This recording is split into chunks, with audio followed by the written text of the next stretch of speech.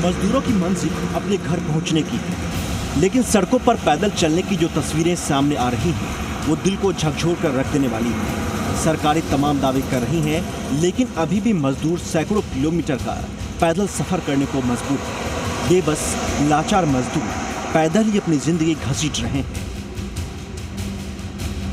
ये तस्वीर कोटपुतली की है। रात के अंधेरे में ही 30 से 35 मजदूरों का जत्था पैदल ही घर के लिए निकल पड़ा है। बस और ट्रेन तो इनके लिए बस सपना बनकर रह गया है। हालात ये है कि ना तो खाना नसीब हो पा रहा और ना ही पानी।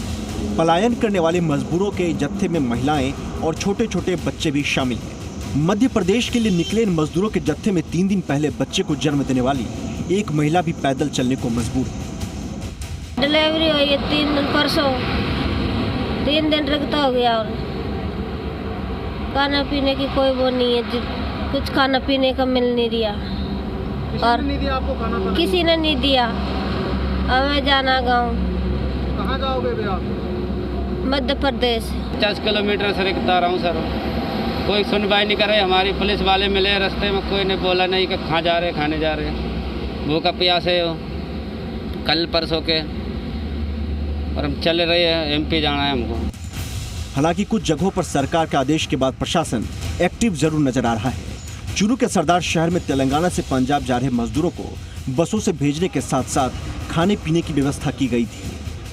तो तेलवा से ये यहाँ आगे मेडिकल तो इनका हुआ है, परंतु इनके पास ऐसी कोई परमिशन नहीं है आगे पंजाब जाने के लिए। तो इनको इस तरह की बॉर्डर्स पर परेशानी होती, उससे पहले ही यहाँ पर इनको रोके, पूरी रात इनकी व्यवस्था की गई, रहने की व्यवस्था की, प्रशासनिक अधिकारियों से बात की। तो SDM साहब ने फरमाया कि इनको सुबह बस से व्यवस्था करके रवाना करेंगे। उधर अजमेर में उत्तर प्रदेश के वाराणसी के लिए श्रमिक स्पेशल ट्रेन के जरिए 1338 मजदूरों और प्रवासियों को रवाना किया गया। आज अजमेर से वाराणसी के लिए स्पेशल ट्रेन चलाई गई है, जिसमें यूपी के 1338 पैसेंजर्स इसमें गए हैं। और हमारा ये प्रयास है कि ऐसे जितने भी फंसे हुए मजदूर हैं जो यहाँ पे लॉकडाउन के चलते अटक गए थे, उनको हम स्पेशल ट्रेन के माध्यम से बिना किसी परेशानी के उनके गंतव्य स्थान तक पहुँचाए। मजदूरों के ठहरने के लिए बने शेल्टर होम की हालत तो बदतर हो चुकी है। शेल्टर होम में ना तो सोशल डिस्टेंसिंग की ही पालना हो रही है, ना ही इनके रहने और खाने के लिए माकूल व्यवस्था है। राज्य सरकार ने प्रवासियों को अपने घर की चौखट तक पहुंचाने के लिए जगह जगह शेल्टर होम बनाए हैं।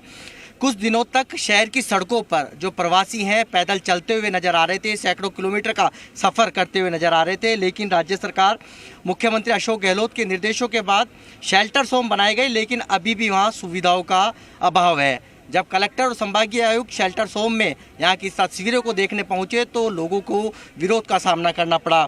ये वो तमाम लोग हैं जो कि कानोता स्थित जो शेल्टर होम बनाया गया है वहाँ रुके हुए हैं, छोटे छोटे बच्चों के साथ रुके हुए हैं।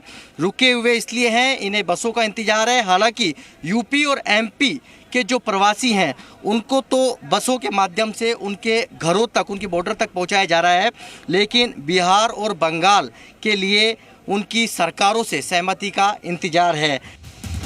मजदूरों के लिए सरकार काम तो कर रही है, लेकिन अफसरों की लापरवाही मजदूरों पर भारी पड़ रही है। ऐसे में सवाल यह है कि आखिर कैसे इन मजबूर मजदूरों के हालत सुधरेंगे, कैसे ये मजदूर अपने घरों तक पहुंच सकते हैं। ब्यूरो रिपोर्ट, जी मीडिया।